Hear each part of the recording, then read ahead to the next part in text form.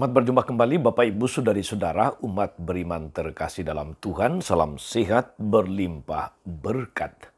Selamat merayakan hari ulang tahun kemerdekaan Republik Indonesia yang ke-78. Hari Kamis 17 Agustus 2023. Tema perayaan hari ulang tahun kemerdekaan Indonesia adalah terus melaju untuk Indonesia maju.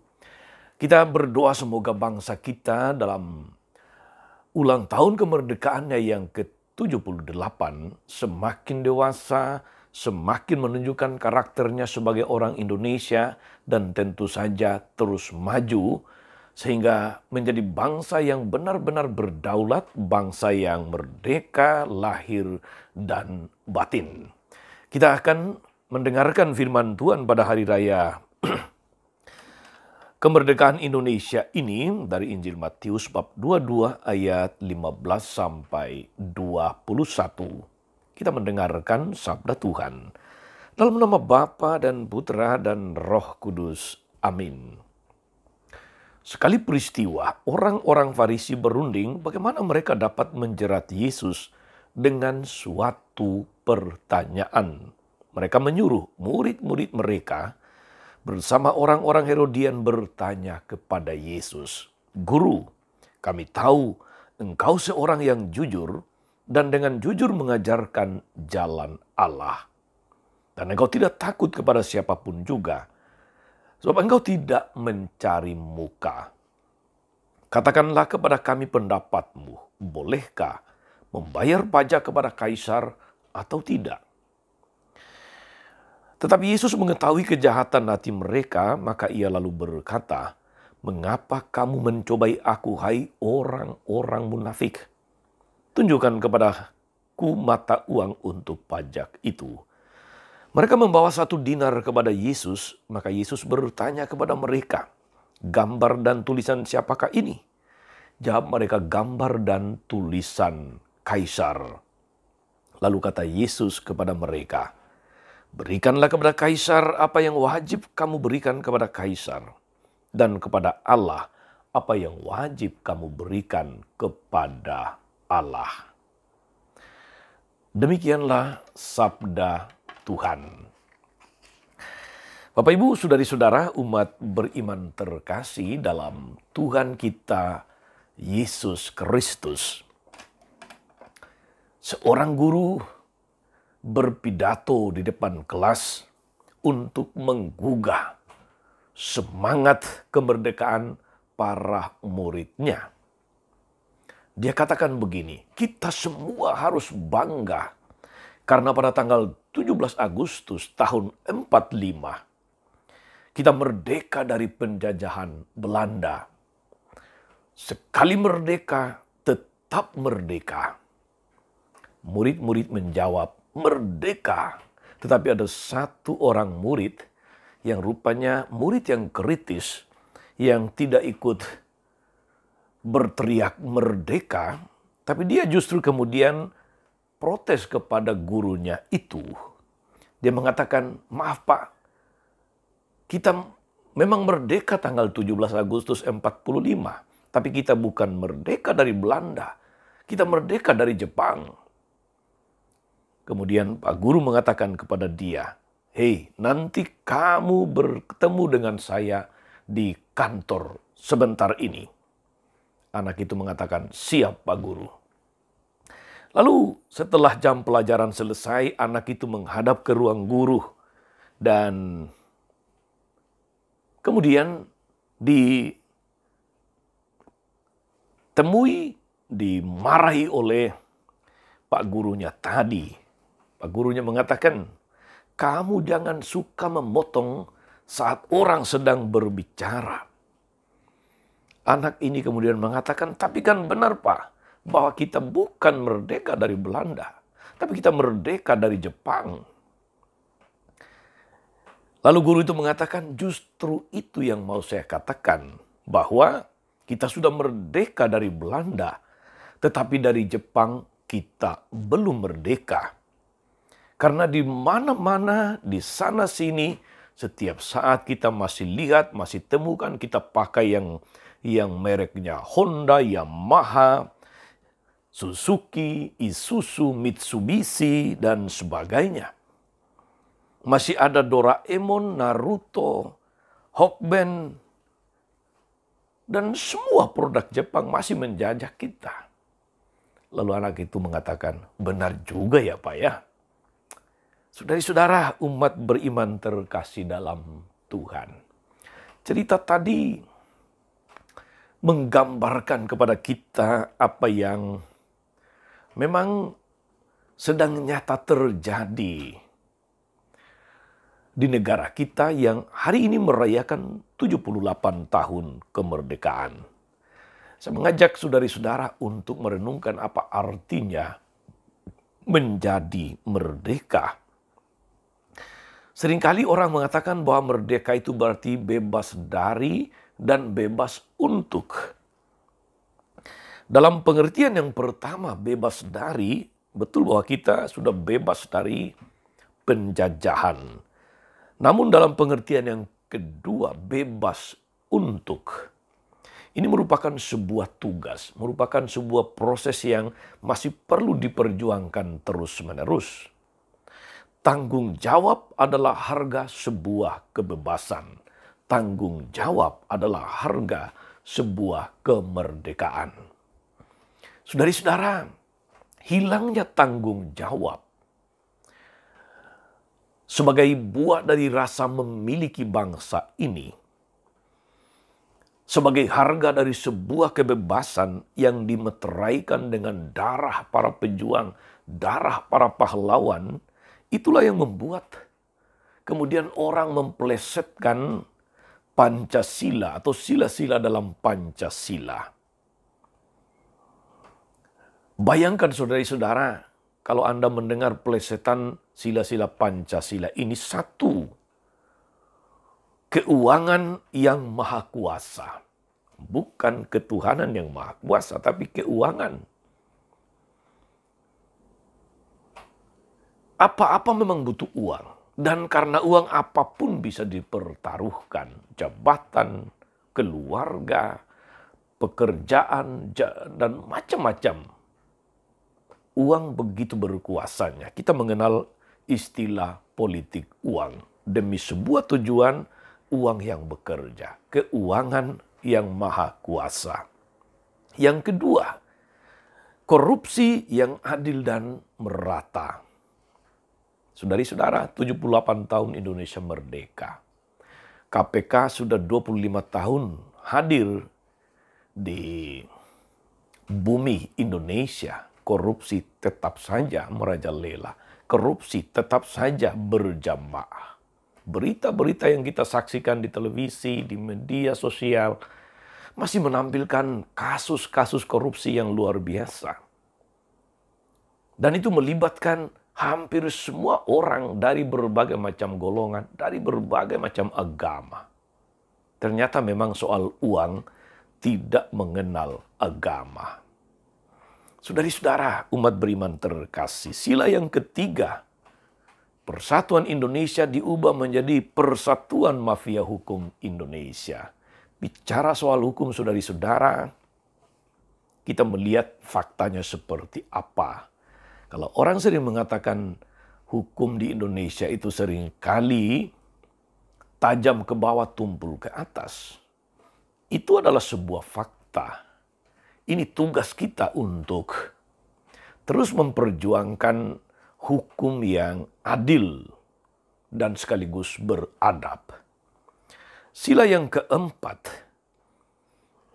kekuasaan yang dipimpin oleh nafsu, kebejatan dan persekongkolan dan kepura-puraan. Kalau orang mempelesetkan demikian, tentu ada maksud di balik itu. Ada satu situasi yang dikritik. Karena kekuasaan dipimpin bukan oleh hikmat dan kebijaksanaan, tapi oleh nafsu dan keserakahan. Persekongkolan para mafia, bohir-bohir dan sebagainya. Dan sila yang kelima dipelesetkan menjadi bukan keadilan sosial, tapi kenyamanan sosial bagi seluruh keluarga pejabat dan wakil rakyat. Saudari, saudara umat beriman terkasih dalam Tuhan. Sabda Yesus dalam Injil hari ini, berikan kepada kaisar apa yang menjadi hak kaisar, kepada Allah yang menjadi hak kaisar, hak Allah, menguatkan kita untuk memiliki kemerdekaan untuk berbuat sesuatu, untuk bertanggung jawab bagi negara ini, untuk bertanya apa yang bisa saya berikan kepada negara dan bukan apa yang saya dapatkan. Dengan mengatakan itu, Yesus tidak bermaksud memisahkan bakti kepada negara dan bakti kepada Allah. Tetapi keduanya itu ibarat dua sisi dari satu mata uang yang tidak terpisahkan. Bakti kepada Allah tidak terkurangi dengan bakti kepada bangsa. Justru bakti kepada Allah diwujudkan dalam bakti kepada bangsa dan negara. Karena itulah bacaan kedua hari ini saudara-saudari dari surat pertama Rasul Petrus mengatakan, berlakulah sebagai orang merdeka. Hiduplah sebagai orang-orang merdeka, bukan seperti mereka yang menyalahgunakan kemerdekaan untuk menyelubungi kejahatan mereka, tapi hiduplah sebagai hamba-hamba Allah. Hamba Allah selalu adalah orang yang siap melaksanakan kehendak Allah. Hormati semua orang, kasihilah saudara-saudaramu, takutlah akan Allah, hormatilah raja. Betapa saudari-saudara, bakti kepada Allah bisa diwujudkan dalam bakti kepada negara dan tidak usah dipertentangkan. Saudari-saudara umat beriman terkasih dalam Tuhan, apa tugas kita saat ini? Apa inspirasi untuk kita sebagai orang-orang Katolik, orang Kristiani?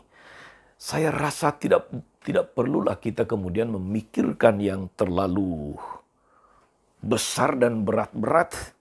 Sebagai tanda cinta kepada negara, ada orang yang berkampanye untuk melestarikan lingkungan hidup. Jaga bumi ini sebagai rumah bersama. Itu juga diserukan oleh gereja. Supaya merawat bumi ini sebagai rumah bersama kita. Apakah itu dengan penghijauan? Apakah itu dengan menanam bakau, mangrove? Apakah itu dengan mengurangi penggunaan kertas dan plastik, mengurangi penebangan hutan atau deforestasi? Betapa saudara-saudari hal-hal yang kecil bisa kita lakukan, itu merupakan bukti bahwa kita mencintai negara kita ini, mencintai bumi ini. Orang-orang, ya untunglah sekarang ini kalau di kota-kota besar di mana sudah ada jalan tol, tidak ada lagi karcis tol. Kalaupun ada sudah semakin terkurangi dengan pemakaian e-tol. Sehingga mengurangi pengeluaran dalam bentuk karcis, kertas-kertas yang seringkali kemudian terbuang dan sebagainya. Sebagai tanda syukur kita juga menyadari akan tanggung jawab kepada negara ini dengan membayar pajak. Kata iklan, orang bijak taat pajak. Apakah kita sudah taat melaksanakan tugas? Memang kadang-kadang ketika ada masalah yang terkait dengan para petugas pajak, bea cukai, kita kemudian punya rasa marah. Kita sudah membayar pajak, mereka korupsi. Kita sudah bayar pajak, ternyata mereka melakukan manipulasi. Saudari-saudara umat beriman terkasih, 78 tahun sudah kita merdeka. Tapi masih ada banyak keprihatinan, banyak persoalan yang masih melilit bangsa negara kita, yang masih melilit hidup bersama kita sebagai bangsa merdeka. Kemiskinan masih ada. Konflik sosial masih terjadi di mana-mana. Ancaman teror di mana-mana juga terjadi, kekerasan, ketidakadilan, korupsi apalagi. Dan atau berangkat dari Injil hari ini kita bisa melihat masih ada situasi-situasi orang saling menjebak satu sama yang lain saling menjerat satu sama yang lain, sebagaimana orang Farisi ahli Taurat ingin menjerat Yesus dengan sebuah pertanyaan. Bukan dengan motivasi ingin mendapatkan jawaban bijaksana, jawaban yang benar. Mereka tahu apa yang harus dilakukan, tetapi hanya ingin menjebak. Kita masih terus berkutat dengan macam-macam masalah saudara-saudari yang terkait dengan hidup bersama kita. Tugas kita adalah berpikir, bertindak apa yang bisa saya berikan, saya sumbangkan untuk kebaikan bersama, untuk bangsa ini, untuk persaudaraan, untuk kerukunan, untuk bumi sebagai rumah bersama. Kita perlu memperbaharui cara berpikir sekaligus cara bersikap dan bertindak kita, saudara-saudari. Kita boleh menuntut pemerintah, tapi mari kita kemudian menuntut diri sendiri. Apa yang bisa kita lakukan untuk Indonesia yang semakin baik? Merdeka adalah sebuah sikap penuh kesadaran bahwa tindakan kita memiliki efek bagi orang lain. Merdeka harus diartikan sebagai sikap dasar memilih. Sikap yang membawa berkat bagi orang lain, yang memberikan manfaat bagi orang lain, bagi banyak orang. Sebaik-baik orang adalah yang bermanfaat bagi orang lain. Semoga kita semakin mengembangkan dan tentu saja menghayati habitus-habitus baru untuk menciptakan budaya kontras. Supaya apa yang kita kritik, kita harus menjadi solusinya. Apa yang kita prihatinkan, kita mulai terlibat untuk ambil bagian. Mari kita mensyukuri kemerdekaan ini, saudara-saudari. Mensyukuri jasa para pahlawan dengan menjadi warga gereja yang baik, sekaligus menjadi warga negara yang baik. Kalau kita menjadi warga negara gereja yang baik, itu sudah pasti kita pun menjadi warga negara yang baik. Sebagaimana dikatakan oleh Monsinyur Sugio Pranoto, 100% Katolik, 100% Indonesia. Saudari-saudara, umat beriman yang diberkati oleh Tuhan, mari kita mengisi kemerdekaan ini, kebebasan ini dengan menyadari tugas, menyadari tanggung jawab sebagai warga negara, warga gereja, atau warga beragama.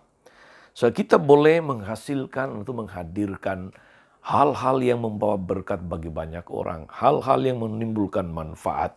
Kita jauhkan diri dari macam-macam situasi yang didorong hanya oleh nafsu dan emosi, tapi oleh kebijaksanaan, oleh hati yang berbelas kasih, hati yang tahu bersyukur atas kemerdekaan ini.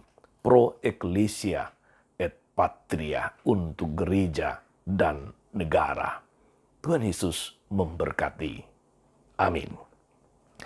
Tuhan Yesus Kristus, kami bersyukur atas rahmat kemerdekaan, rahmat kebebasan yang telah negara kami Indonesia tercinta ini nikmati 78 tahun lamanya.